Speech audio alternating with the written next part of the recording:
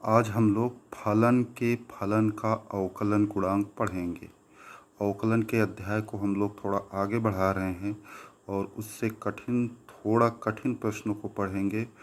प्रश्नावली 5.2 NCERT कक्षा 12 की तरफ आगे बढ़ेंगे। हालांकि आपके अभी सवाल अध्याय से नहीं बताए जा रहे हैं, थोड़ा अलग बताए जा रहे हैं। जब इन सवालों को आप सीख जाएंगे तभी आप प्रश्नावली 5.2 के प्रश्नों को कर सकते हैं। तो फलन के फलन का अवकल गुणांक, इसका मतलब क्या होता है कि अभी तक हम डायरेक्ट जो है अवकलन निकालते थे। जैसे अभी तक हम लोग e की पावर x का x के सापेक्ष अवकलन गुणांक निकालते थे। जैसे डायरेक्ट निकालते थे ना कि e की पावर x का x के सापेक्ष।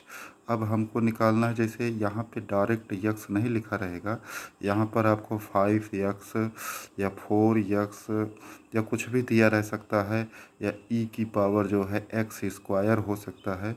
तो एक चीज़ ये ध्यान रखना है, तो इसमें यहाँ पर जो ये पावर होती है ये डायरेक्ट अगर नहीं है, यक्स और यक्स के सापेक्ष नहीं, तो इसको पहले हम लोग एक रूपता बनाने का प्रयास करेंगे, मतलब एक समान बनाने का प्रयास करेंगे। अगर यहाँ पर 5x है तो यहाँ पर भी 5x होना चाहिए, लेकिन ऐसा 5x तो यहाँ पे हम लाएंगे नहीं। तो ऐसी स्थिति में हम लोग 5x को क्या मान लेंगे, t मान लेंगे, w मान लेंगे, कुछ भी मान लेंगे। तो कुल मिलाकर के यहाँ और यहाँ की एक रूपता होनी चाहिए। तो हम लोग सवालों को देखते हैं, नहीं तो वीडियो ज़्यादा लंबी खिंच जाती है। सवालों को देखेंगे तभी समझ में आ पाएगा, ठीक है। तो इसमें जो थ्योरी ये थोड़ी सी दी गई हुई है, इससे आप लोग नहीं घबराइएगा। y एक फलन दिया है फंक्शन ऑफ x, और फिर g यानी कि एक दूसरा फंक्शन दिया है, g भी इसी में मिला हुआ है, फंक्शन ऑफ x। इस फंक्शन ऑफ x को हम लोग t मान लेंगे, यानी कि वही जो 5x 4x था उसको हम लोग t मान लेंगे। तो फंक्शन ऑफ x को जब t मान लेंगे तो y बराबर आपका क्या हो जाएगा, gt।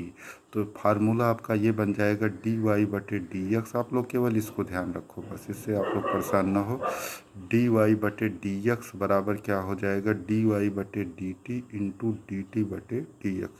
तो ये थोड़ा कठिन ज़रूर है, लेकिन आपकी प्रश्नावली अध्याय 5.2 के लिए एक पूरा आधारभूत है, संरचना है। जब तक आप इसको नहीं समझेंगे तब तक आप प्रश्नावली के संबंधित सवालों को नहीं लगा पाएंगे, क्योंकि अभी तक आपने डायरेक्ट प्रश्नावलियाँ पढ़ी हैं, ठीक है। तो अब थोड़ा सा चलिए आते हैं सवालों के ऊपर। जैसे आप देखिए, dy/dx ज्ञात करना है, जबकि y बराबर e की पावर 5x दिया है, ठीक है। यहाँ पर 5x जिसको t मान लिया गया है, 5x बराबर क्या मान लिया गया है, t। यहाँ पे हमने कहा था कि एक मतलब इतनी बड़ी जो है ये फलन के रूप में नहीं आना चाहिए, ठीक है। तो 5x को क्या मान लिया गया है, t मान लिया गया है। फिर जिसको मानेंगे कुछ, तो उसको यक्स के सापेक्ष अवकलन करेंगे, यानी कि differentiating with respect to x। तो 5 आपका देखो बाहर चला आया है, यक्स का यक्स के सापेक्ष अवकलन हुआ है, फिर t का यक्स के सापेक्ष, ठीक है। 5 बाहर चला आया तो यक्स का यक्स के सापेक्ष क्या हो जाएगा, अवकलन आपको बताया ही गया 1, तो यानी कि केवल बचेगा 5। और फिर यहाँ पे बचा क्या, dt/dx। तो यहाँ पर देखो आपका जो y बराबर था e की पावर 5x, तो आपका क्या हो गया, y बराबर e की पावर क्या हो गया, t हो गया। और y बराबर हो गया e की पावर t। तो अब हम dy/dx जो आपका फार्मूला होता है, dy/dx बराबर dy, y को क्या लिख दिया गया, e की पावर t लिख दिया गया है। तो y को क्या लिख दिया गया, यहाँ पर देखो dy/dt था, तो y को हमने क्या लिख दिया गया, e की पावर t, क्योंकि यहाँ पे t के सापेक्ष करना है, ठीक है। तो y को लिख दिया गया e की पावर t। तो d e की पावर t का t के सापेक्ष अवकलन इंटू dt/dx, ठीक। तो dt/dx जब करेंगे तो इसका मान 5 आया है। e की पावर t का t के सापेक्ष, जैसे अभी तक आप पढ़ते थे e की पावर x का x के सापेक्ष, वैसे e की पावर t का t के सापेक्ष अवकलन क्या हो जाएगा, e की पावर t हो जाएगा। तो जब e की पावर t हो जाएगा तो हम ई की पावर टी का टी के सापेक्ष अवकलन ई की पावर टी हो जाएगा। तो इसको हम लोग लिख सकते हैं 5 इंटू ई की पावर टी। टी का मतलब क्या हो गया 5x। आपने जो है टी को क्या माना था 5x माना था। थोड़ा कठिन ज़रूर है, इसी चीज़ को कई बार पढ़िए तभी समझ में आ पाएगा। ठीक है। दूसरा हम लोग देखते हैं साइन एक्स क्यूब का एक्स के सापेक्ष अवकलन ज्ञात करो। तो यहाँ पर डी बाई डी एक्स लिखेंगे साइन एक्स क्यूब। अभी तक हमने पढ़ा था यहाँ पर केवल एक्स होता है। अभी तक हमने क्या पढ़ा था यहाँ पे केवल एक्स होता है। तो यहाँ पर क्या दिया है एक्स क्यूब दिया है, यहाँ पे एक्स क्यूब दिया है। तो अब हम लोग इसको लिख सकते हैं कि माना एक्स क्यूब बराबर टी। माना एक्स क्यूब बराबर क्या लिख सकते हैं टी लिख सकते हैं। तो साइन एक्स क्यूब बराबर क्या हो जाएगा वाई हो गया। ये नहीं समझ पा रहे हो आप लोग। माना एक्स क्यूब जो है क्या मान लेंगे टी मान लेंगे। ठीक है। अब देखिए इधर मत ध्यान दीजिए, इसको मत देखिए। यक्स क्यूब को टी मान लिया। अब यक्स क्यूब का एक्स के सापेक्ष अवकलन करें तो डी एक्स क्यूब बटे डी एक्स बराबर डी टी बटे डी एक्स हो गया। यहाँ पर ये जो लिखा गया है साइन एक्स क्यूब को शुरुआत में ही हमको ओम वाई मान लेना चाहिए था। तो जैसे यहाँ पे था ना वाई बराबर ई की पावर 5x, इसे यहाँ पर भी साइन एक्स क्यूब पूरे फलन को वाई मान लेना चाहिए था। ये चीज़ शुरुआत में ही होनी चाहिए थी। तो जहाँ पे एक्स क्यूब है वहाँ पे क्या हो जाएगा टी हो जाएगा। तो वाई बराबर क्या हो गया साइन टी।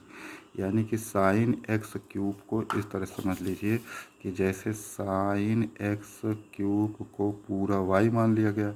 अब यक्स क्यूब को अगर हम टी मान लेते हैं तो साइन टी बराबर हो गया वाई हो गया। यक्स क्यूब को हम लोगों ने क्या माना है टी माना है। अब यक्स क्यूब का एक्स के सापेक्ष अवकलन किया गया है। यक्स क्यूब का एक्स के सापेक्ष अवकलन किया गया है। तो आपको देखिए यक्स क्यूब का एक्स के सापेक्ष जब अवकलन किया गया है तो क्या हो जाएगा 3x स्क्वायर और फिर डी टी बटे क्या हो गया डी एक्स हो गया। ठीक है। इधर यक्स क्यूब का जो है एक्स के सापेक्ष अवकलन करेंगे। यहाँ देख लिए नहीं समझ पा रहे हो आप लोग। यक्स क्यूब बराबर टी हो गया। यक्स के सापेक्ष अवकलन करेंगे डी एक्स क्यूब बटे डी एक्स बराबर डी टी बटे डी एक्स। यक्स क्यूब का यक्स के सापेक्ष अवकलन किया गया 3x स्क्वायर हो गया। यक्स की पावर n के वाले फार्मूले से किया गया है, मतलब पावर इधर आ गई है और जो घात होगी उससे एक कम हो जाएगी, यानी कि डी टी बटे क्या हो जाएगा डी एक्स हो जाएगा। ठीक। अब यक्स क्यूब को जो टी मान लिया गया तो जो आपका वाई बराबर साइन एक्स क्यूब था तो ये क्या हो जाएगा साइन टी हो जाएगा। अब जो आपका फार्मूला होता है यहाँ पे देख सकते हो डी वाई बटे डी एक्स बराबर क्या होता है डी वाई बटे D T into D T बटे क्या हो गया डी एक्स हो गया। तो डी वाई वाई को जो है हम लोग क्या लिख सकते हैं साइन एक्स क्यूब की जगह क्या लिख देंगे टी लिख देंगे बटे D T into D T बटे क्या हो गया डी एक्स हो गया। तो साइन टी का अब देखो ये चीज़ और ये चीज़ सेम होनी चाहिए। ये चीज़ और ये चीज़ सेम होनी चाहिए। तो साइन टी का टी के सापेक्ष यानी कि साइन टी का टी के सापेक्ष क्या हो जाएगा अवकलन कॉस टी और फिर डी टी बटे डी एक्स को हम लोगों ने क्या निकाला 3x स्क्वायर निकाला है। अब टी का मान यहाँ पे रख दिया गया है। थोड़ा कठिन ज़रूर है, ध्यान से समझिए। टी का मतलब क्या हो गया एक्स क्यूब और फिर ब्रैकेट में 3x स्क्वायर रहेगा ही। वही चीज़ यहाँ पर भी किया गया है। डी वाई बटे डी टी यानी कि साइन टी का टी के सापेक्ष कॉस टी हो गया। कॉस टी टी का मान रख दिया गया है एक्स क्यूब और 3x स्क्वायर को पहले ही लिख लिया गया है। ठीक है। तो ये वीडियो मैं यहीं समाप्त करता हूँ। ये एक बार देख लीजिए, पूरा पेज लगा हुआ है। पूरा ध्यान से देख लीजिए, पूरा लगा हुआ है और इसको थोड़ा समझने का प्रयास करिए। एक नहीं 2-3 बार पढ़ेंगे तभी आपको समझ में आएगा। और अगले वीडियो में हम सवाल नंबर 3 देखते हैं।